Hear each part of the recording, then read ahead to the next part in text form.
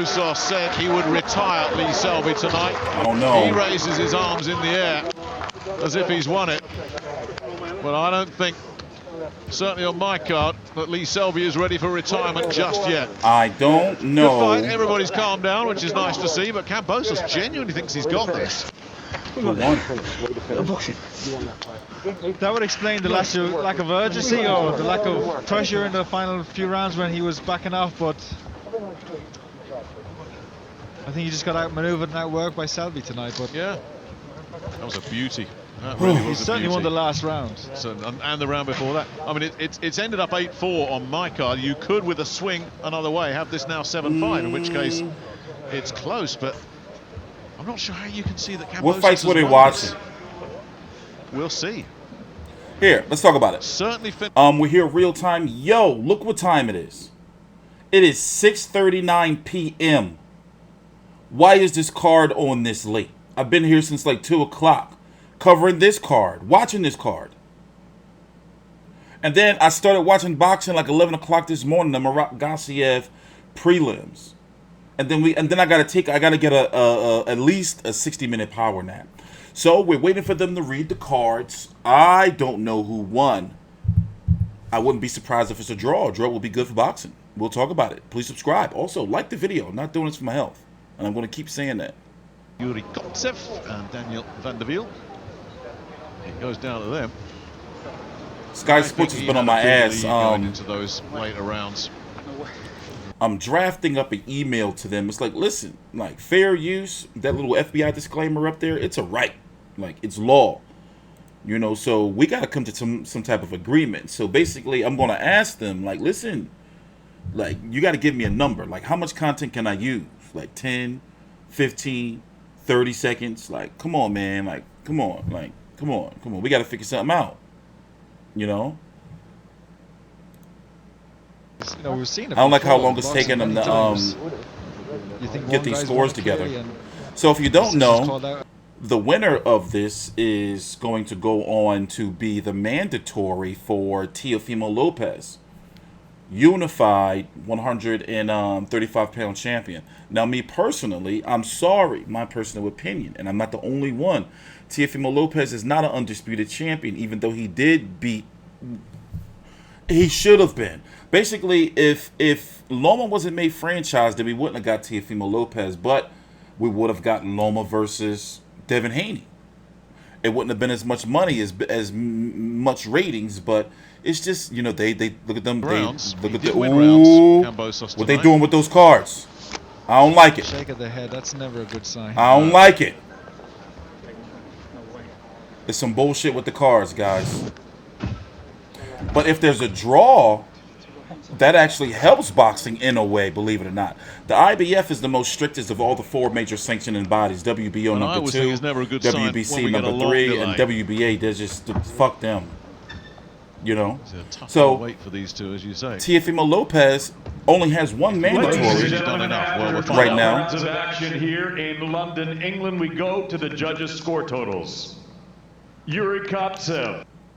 Oh, my bad. 110, Kambosos. Wow. Phil Edwards, 115 to 114, Selby. Daniel van der Wiel scored this contest 116 to 112 for your winner by split decision of the IBF Eliminator, George. Oh, Kambosos has got it. Wow. Well. How do y'all feel about that? Well, now that's interesting. You know what? Selby He was busy. It pretty well. I don't quite see how you can make that a 118, 110. Yeah, now that is an issue. Well, there you go. That's boxing. It's what you like, what you see. And I'm only talking because I think Andy Lee's a little bit lost for words at the moment. I'm shocked. I'm shocked. Maybe I've got it wrong. You definitely doubt yourself when you hear those scores. Okay. Yeah. I just can't see how you give it. Well, so let's talk, man. He's a Lou DiBella fighter. Throughout the whole promotion, I was saying that he was a top-ranked fighter. No, he's a Lou DiBella fighter. I thought he was, because Bob Arum was big upping him to fight Loma in Australia. So the question is, will Teofimo Lopez go to Australia? They have crowds out there. You know, if you don't know what I'm talking about, go watch Jeff Horn versus Tim Tszyu. Beautiful, beautiful venue. But will he want to go out there? You know, I don't think so. And I got to be honest, I'm not sure if Teofimo would fight George Kambosos. I think he would move up. And it all depends on if the IBF allows a step aside. So here, in a perfect world, here's what I want. My personal opinion, in a perfect world, we would get Teofimo Lopez versus either Lomachenko or Devin Haney. Personally, I would like to see him against a Lomachenko, because if he was to beat a Lomachenko again, the story behind it. But also, Lomachenko would be done if he loses. Like, he would be like, you know, I mean, yeah, he'll be able to go back down to 135, but the mystique would be gone. Let's wait and see if they're doing a post-fight interview. We're going to listen in. We can't show it because they be triggered. An animated corner, believe me. As I said, Sky Sports, So like I thought he was winning the rounds. triggered. Plain and simple. I thought Selby was winning the rounds. Well, when you said he was 8-2 up, But I want to see, you know, because if Loma doesn't take the rematch and he wants to fight, doesn't want the rematch, there's no rematch clause, and I want to see Teofimo Lopez versus Devin Haney, because that'll settle the whole undisputed thing right there, the whole franchise shit. But Bob Arum was talking Ryan Garcia, and Ryan Garcia versus Teofimo Lopez brings in a lot of money and would move the needle. Ryan Garcia's got to beat Luke Campbell, though, and I don't think he beats Luke Campbell. Told you I'm too fast, too strong, too aggressive, too smart, too powerful, everything. The footwork, movement. What I win, world #1, mandatory, Lopez. You know what it is now, let's do it down under, big crowd. Let's get on, 2 warriors, 2 lions, let's go to war. You've been matched well, you've taken the right fights at the right time. Would you be happy to go straight in with Teofimo Lopez now? Absolutely, let's do it. I want the fight, I've been saying, I want the fight since he won the fight. I want that fight.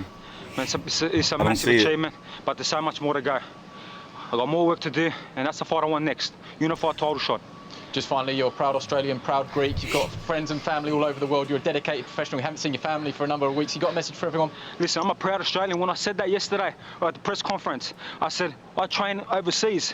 That's why I'm not an Australian class fighter, but I represent Australia with all my heart. I represent all the Greeks. I know we're going for a bit of, you know, hard problems at the moment, but I represent all the Greeks, all the Aussies. This was for you guys, for my family, for my 2 kids, for my partner, for my whole family, my dad, everybody, man, my team. This is a great moment. I'm just, I want to let it sink in, but I'm so happy, man. We did it. Make sure you enjoy it. Well done. World #1, but I'm gonna go train tonight. I promise you, I'll train tonight because I want that world title. I'm coming. Well done. Thank you to all my sponsors. He's also a small-looking dude too. well, he's certainly a hard worker. You know,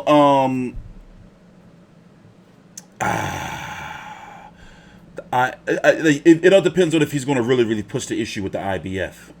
You know, is he really going to push the issue and be like, all right, IBF, I don't want to take a step aside agreement. You know, none of that shit. You know, I want my shot. And Teofimo, he did say during a post-fight press conference after defeating Lomachenko that, you know, he's getting a gym in his house, and that, you know, it may be easier for him to maintain staying at 135 because there's more lucrative fights at 135 and less political shit. No, actually not political, but more lucrative fights at 135. At 140 is kind of tied up right now because Ramirez and Josh Taylor. You know, now for him to move up to fight the winner of that would be amazing. But as it stands right now, going up to 140 and leaving the money behind at 135 doesn't really make sense. So who does he's got 2 big Teofimo Lopez, 2 big money fights. 1 mandatory. So he's got 2 big money fights, and the WBC situation is weird. He's got 2 big mandatories. 2 money fights with Ryan Garcia and Lomachenko. Rematch. A fight that would greatly appease boxing fans and media in Devin Haney. And then you have another fight, you know, right there, Kambosos. So it's like, you know. But if he goes and fights Kambosos and just says, you know what, I'm going to fight him, get that out the way, you know, but I'm just not, you know, it's hard for me to think that he's going to get that fight, Kambosos. You know.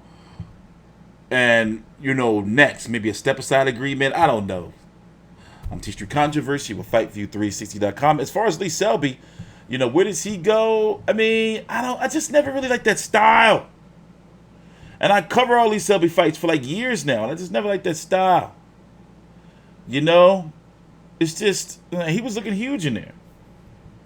But anyway, whatever. I'm TstreeT Controversy with FightView360.com. Please subscribe.